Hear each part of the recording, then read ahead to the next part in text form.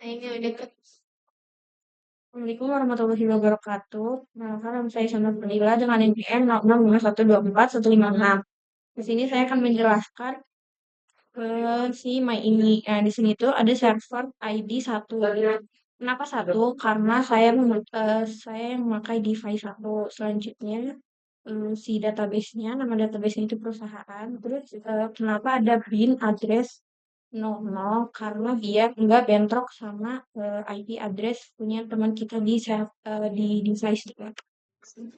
Oke, Assalamualaikum warahmatullahi wabarakatuh. Kamu bisa menguasai semua dengan 124 1. Di sini saya jelaskan tentang pengalaman database DDB. Nah, di sini ada server 2, yaitu saya berarti device 2. Di sini database yaitu database perusahaan. Dan kenapa ini IP berasnya 060? Karena biar tidak bertabrakan dengan teman kita yang lain. Device satunya. Selanjutnya di sini saya akan menjelaskan create user, yaitu menggunakan nama sendiri Aisyah dan identified by, itu passwordnya Aisyah 123. Database-nya itu selanjutnya yaitu show master status, yaitu buat ngeliat si position saya itu 634. Selanjutnya master log post. Kenapa di sini 635 bukan 634? Karena di sini kita menggunakan position yang device 2. Selanjutnya yaitu ada query. Kita akan buat usernya dulu, yaitu namanya ada Raisina. Ini salah satu di sini yaitu buat masuk. Terus di sini perusahaannya yaitu DP perusahaan. Selanjutnya kita akan akan melihat show master statusnya. Di sini position 635 ini digunakan untuk bakal disimpan atau di copy paste untuk digunakan di sini. Nah, ini kenapa 634 bukan 635? Karena show masternya yaitu saya menggunakan device satu atau yang punya teman saya, yaitu si Aisyah. Passwordnya Aisyah 123. Selanjutnya yaitu show select status, itu buat melihat si statusnya udah berhasil atau belum. Ini dia hasilnya, yes ya. Nah, di sini untuk melihat apakah dia berhasil, kita akan melihat show master slave statusnya. Ya, saya membuat surat prosedur dengan nama SK tambahan karyawan yang berfungsi buat nambahin data karyawan di dalam tabel karyawan. Datanya itu ada nama, email, jabatan, dan ID departemen. Selanjutnya kita akan run dan hasilnya bisa dilihat di device teman saya sudah muncul atau tidak. Oke, saya udah buat query-nya dan sudah di-run apakah dia akan muncul di device-nya. Nah, di sini kita akan memanggil si call-nya dulu buat panggil si data tambah karyawannya. Di sini ada nama karyawan, gender, terus emailnya, terus di sini itu sebagai jabatannya. Terus kemudian dua ini tuh ID departemennya. Di sini tuh kita melihat datanya apakah sudah muncul atau belum. Di sini sudah muncul ya, tadi nama lengkapnya Jamdai, email jamdai@gmail.com. Terus di sini jabatannya yaitu back end developer. Tanggal bergabungnya sudah ada, tanggal bulan 6 tahun 2006, dan ID karyawannya yaitu atau ID departemennya yaitu 2. Kita akan masuk ke query selanjutnya yang akan disampaikan oleh teman saya. Di query ini saya membuat storage prosedur bernama SP update status proyek. fungsinya itu buat memperbarui status sebuah si proyeknya. Terus prosedur ini menerima dua parameter yaitu eh, ID proyek dan status baru. Selanjutnya eh, perintah si update ini digunain untuk mengubah nilai status pada tabel proyeknya sesuai dengan ID proyek yang dipilih. Lalu kita run. Nah, dan hasilnya kita lihat di device teman saya apakah ada atau tidak. Terus, oke, di sini kita akan melihat materi yang sudah dijalani oleh saya. Di sini kita akan kalau Instagramnya untuk memanggil tambah karya untuk memanggil query-nya. Di sini ada bukti, ada tunanya dan bukti at perusahaan.com. Di sini ada emailnya. Terus di sini ada jabatannya, dan di sini ada ID admin. Itu cocok apa nih? Apakah si nama karyawan ini muncul dari si rujukan yang baru itu di nomor keempat.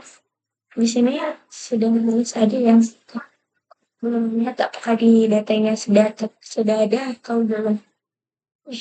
Ih, ternyata sudah ada si Budinya yang keempat. Di sini ada namanya Budi, terus email, jabatan, tanggal bergabungnya, serta ID karyawannya. Selanjutnya kita akan masuk ke query selanjutnya yang akan disampaikan oleh teman saya. Pada query ini saya membuat trigger bernama trigger after insert karyawan. Jadi si trigger ini tuh akan jalan secara otomatis setiap kali ada data karyawan baru yang ditambahin ke tabel karyawan. Terus setelah si datanya berhasil ditambahin, si triggernya itu akan nyimpan catatan aktivitas ke tabel log aktivitas kayak nama karyawan sama ID departemennya. Tujuannya itu buat mencatat riwayat perubahan data secara otomatis. Query yang sudah dirami oleh teman saya. Di sini kita akan memanggil seperti biasa. Akan memanggil si SP tambah. Di sini ada yang namanya Budi Santoso, email Budi, Budi QPS, .com. Terus di sini jabatan sebagai staff ID dan ID teman-temannya yaitu satu.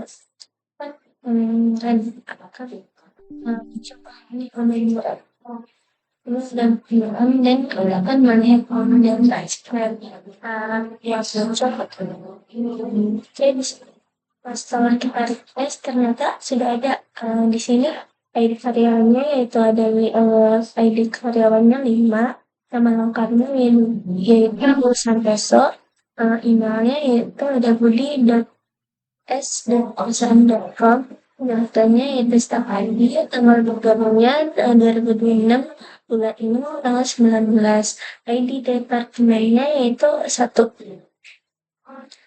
Sudah masuk tapi sudah berhasil query-nya. Oke, selanjutnya kita akan masuk ke query selanjutnya yang akan dijalankan oleh teman saya. Saya membuat trigger dengan nama trigger after update project. Trigger ini akan berjalan otomatis setelah data pada tabel proyeknya ini diperbarui.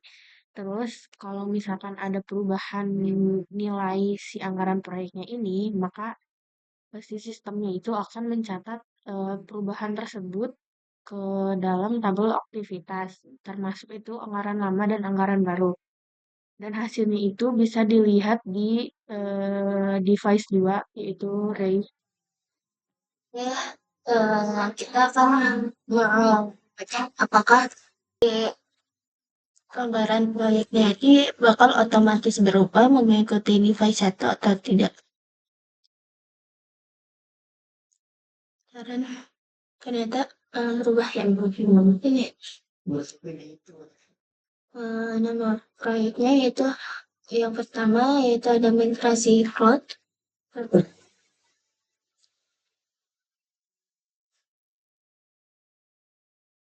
Sini pertama yaitu ada migrasi cloud, anggarannya yaitu 85 juta, statusnya berjalan.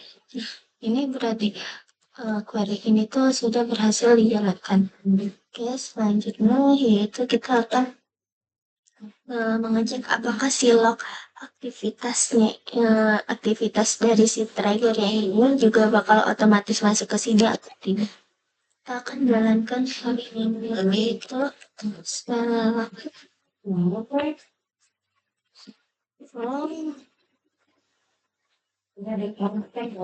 log aktivitas order bank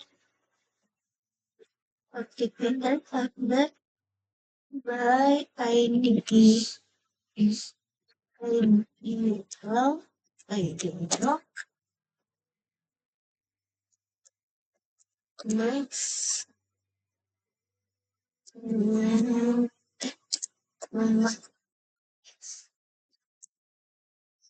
akan jalankan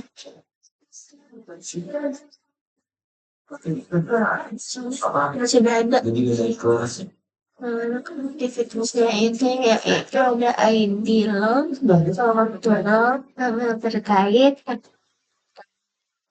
itu sudah bisa dijalankan, sudah berhasil dijalankan. Terus selanjutnya kita akan masuk ke query selanjutnya. Oke, selanjutnya kita akan memasuki query yang kedua.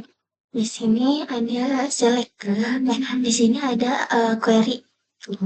Query ini tuh dipakai buat mengambil dan menggabungkan data karyawan dengan data departemen. Oke, kita bahas di sini, bahas query-nya. Di sini yaitu ada bagian select. Select ada ini data ini tuh diambil. Jadi data ini tuh dari data yang pertama yaitu ada ID karyawan, nama lengkap dan jabatan. Nah, data ini tuh diambil dari tabel karyawan atau K. Nah, sedangkan nama departemen dan lokasinya itu diambil dari tabel departemen atau from karyawan K. Data utama diambil dari tabel karyawan. K itu singkatan. Jadi penulisannya agar lebih pendek. Selanjutnya yaitu di sini ada join departemen.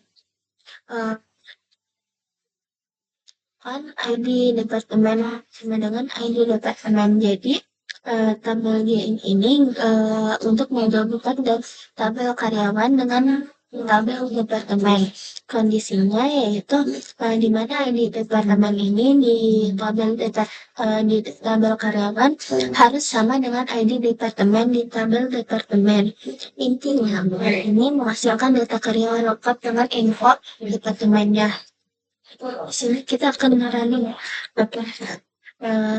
dari ini tuh bisa dijalankan ternyata bisa ya. Langsung nih ada query ID karyawannya itu ada maksimal ada 5. Harus dengan nama lengkapnya juga, jabatan, nama departemen, dan lokasinya juga. Oke, kita akan memasuki query selanjutnya. Query selanjutnya yaitu ada si select juga nih. Cuman bedanya di sini tuh yang tadi kan fokusnya ke hubungan karyawan dengan proyek tim. Query sebelumnya itu fokusnya ke departemen, gabungan data karyawan dengan data departemen. Nah, untuk di sini fokusnya itu lebih berfokus pada gabungan hubungan karyawan dengan proyek atau tim proyeknya. Oke, kita bedah satu-satu query-nya. Di sini ada select. Di sini ada nama karyawan, nama proyek. Maksudnya beserta statusnya. Ini tuh diambil dari tabel si proyek atau si P. Terus di sini ada lengkap as anggota tim. Nama lengkap diambil dari tabel karyawan atau K. Tapi diganti nama jadi anggota tim. Jadi nama lengkap ini diganti namanya pakai as ini menjadi anggota tim saja. Terus KP titik peran. Peran di sini itu diambil dari tabel karyawan ya, atau KP. As anggota tim itu cuma alias atau nama kolom biar lebih enak dibaca. Terus di sini ada bagian from karyawan proyek KP. Diambil dari tabel utama yaitu karyawan proyek. Tabel ini biasanya tabel relasi atau penghubung antara karyawan dengan proyek. Join ke proyek. Nah, di sini ada join proyek. Ini tuh gunanya untuk menghubungkan data dari tabel proyek biar dapat info proyek, nama dan statusnya. Terus di sini ada join ke karyawan, berfungsi untuk menghubungkan ke tabel karyawan. Biar tahu nih siapa saja orangnya. Jadi intinya itu query ini menghasilkan daftar proyek beserta siapa saja anggota timnya beserta perannya masing-masing. Kita akan melihat atau merunning apakah si query ini yang benar dan bisa di-run atau tidak. Nah, kita nonton di sana. Jadi di sini ada nama proyeknya yaitu migrasi cloud. Statusnya berjalan. Nama anggota timnya ternyata ada Faisal. Perannya sebagai lead engineering. Oke, selanjutnya di sini ada query request. Jadi query ini tuh bukan cuma ambil lempar, tapi membuat view tabel virtual untuk ringkasan proyek. Kita bakal jelasin di sini satu-satu. Nah, si create atau replace view ini artinya tuh untuk membuat view bernama view ringkasan proyek or replace. Jadi kalau si view-nya sudah ada akan ditimpa atau diupdate. View di sini tuh seperti tabel bayangan. Isinya tuh hasil dari si query, bukan data aslinya. Nah, selanjutnya ada select status count ID proyek as jumlah proyek, sum anggaran as total anggaran. Artinya di sini status artinya yaitu pertama ada status. Status ini mengartikan bahwa status proyek misalnya aktif atau masih aktif atau sudah selesai. Terus ada kon ID karyawan ini untuk menghitung jumlah proyek berstatus diberi nama jumlah proyek. Jadi as ini kayak nama alias atau nama lainnya ya, gitu ya. Terus di sini ada sum anggaran. Jadi di sini tuh total dari semua anggaran proyek diberi nama total anggaran. Jadi si sum anggaran ini punya nama aliasnya juga. Namanya yaitu ada total anggaran. Terus selanjutnya di bagian from proyek data diambil dari tabel proyek. Jadi si datanya itu diambil dari tabel proyek. Terus selanjutnya yaitu group by status. Data dikelompokkan berdasarkan status proyek. Oke, jadi intinya tuh si view ini menghasilkan ringkasan proyek berdasarkan status. Kenapa harus pakai view? Biar nggak perlu nulis query panjang berulang-ulang. Tinggal pakai select titik bintang from si ringkasan proyek. Begitulah kira-kira penjelasannya. Kita akan memasuki query selanjutnya. Di sini saya akan memanggil query yang telah dilakukan oleh teman saya. Kita akan saja. Nah, ini hasilnya ada status berjalan, jumlah proyeknya 1, total anggarannya 85 juta. Oke, kita akan memasuki query selanjutnya. Query ini sedikit lebih kompleks, tapi konsepnya masih sama, yaitu membuat view untuk profil karyawan plus jumlah proyek yang dia tangani. Kita bedah biar kita jelasin lebih rincinya. Jadi di sini ada create view. Di sini tuh artinya kita membuat view nama profil karyawan. Kalau sudah ada, langsung diganti. Dia akan mengganti otomatis. Terus di sini ada bagian select. Select di sini ada nama lengkap, email, jabatan. Di sini tuh diambil dari si tabel karyawan. Terus di sini ada nama departemennya diambil dari departemen. Terus si if no count di sini tuh diambil dari jumlah proyek yang diikuti karyawan atau yang ditangani oleh karyawan. If no ini kalau karyawan tidak ikut proyek hasilnya maka outputnya itu bakal jadi nol, bukan nol. Terus form karyawan Kak. Data utama ini tuh data utama dari tabel karyawan. Terus leave join ke departemen. Artinya itu tetap ditampilkan sama karyawan walaupun dia belum punya departemen. Terus selanjutnya yaitu ada leave join karyawan proyek. Artinya ambil data proyek yang diikuti karyawan. Tapi kalau tidak ada tetap muncul karena leave join. Terus selanjutnya yaitu ada group by. Di sini tuh artinya data dikelompokkan per karyawan supaya bisa dihitung jumlah proyeknya. Intinya itu view ini menghasilkan profil lengkap karyawan serta beberapa proyek yang dia tangani. Coba kita apakah dia akan muncul atau muncul di device di sini sudah berhasil berarti muncul di device pertama. Oke. Selanjutnya kita akan memasuki query selanjutnya. Query ini digunain untuk nampilin si informasi karyawannya. Kayak nama, email, jabatan, sama departemennya. Sini kita run. Nah ini ada nama lengkap, email, jabatan, nama departemen, sama jumlah proyek yang ditanganinya.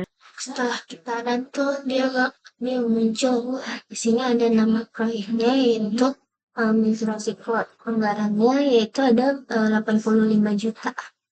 Skala proyeknya berarti kalau misalnya ini kan 85 ini kan lebih besar dari 50 juta. Berarti dia masuk ke kategori proyek skala menengah. Oh ini kalau misalnya lebih dari 100 juta yaitu berarti si proyek itu skala besar. Kalau misalnya 50 juta ke atas tapi 100 juta ke bawah dia masuk ke proyek skala menengah. Nah, kita akan memasuki garis selanjutnya. Ya, selanjutnya ini ada query perintah case di sini ini untuk ngelompokin si proyek berdasarkan anggaran besarnya. Jadi kalau misalkan proyeknya dengan anggaran di atas 100 juta, itu dikategorikan sebagai proyek skala besar. Sedangkan kalau misalkan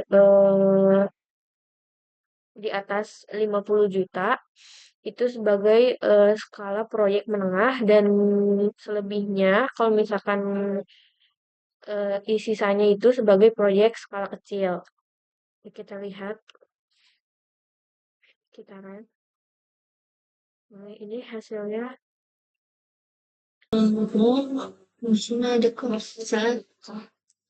Di sini ada query selanjutnya yaitu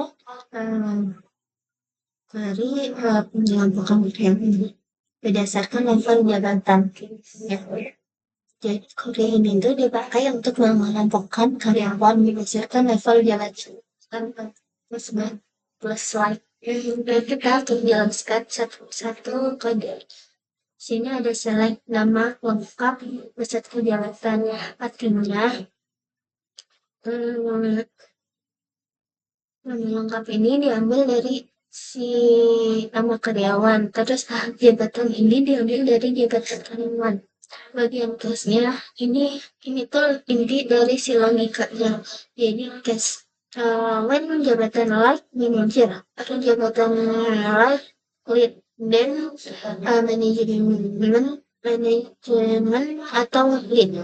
Jadi kalau misalnya jabatan itu mengandung kata manajer atau lead, contoh masuk ini tuh masuk ke kategori manajemen atau lead. Oke, selanjutnya yaitu ada di sini tuh ada kan jabatan like senior. Jadi di sini tuh kalau nggak senior berarti masuknya tuh ke kategori staff senior. Selain itu berarti masuk ke staff reguler. Hasilnya jadi kolom baru itu level jabatan. Lihat berhasil atau tidak. Nah, di sini ada nih. Di sini sudah ada hasilnya atau outputnya. Di sini ada nama lengkap, ada Rahmat Rizal, Diana Putri, Fani, Windy, dan Budi Santoso. Jabatannya ada developer, analis, backend, design, dan lain-lainnya. Oh, ternyata di sini level jabatannya itu semuanya yaitu staff reguler. Oke, kita akan masuk kita akan memasuki query selanjutnya yang akan dibahas oleh teman saya. Query selanjutnya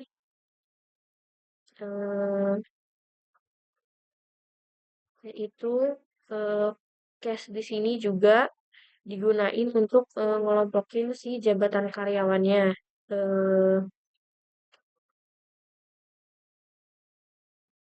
Jadi si jabatannya yang punya kata atau yang ngandung kata manajer atau lead itu akan masuk ke kategori manajemen atau lead. Terus jabatan yang mengandung kata senior termasuk kategori staff senior dan jabatannya yang lain itu termasuk ke staff reguler. Bisa kita run.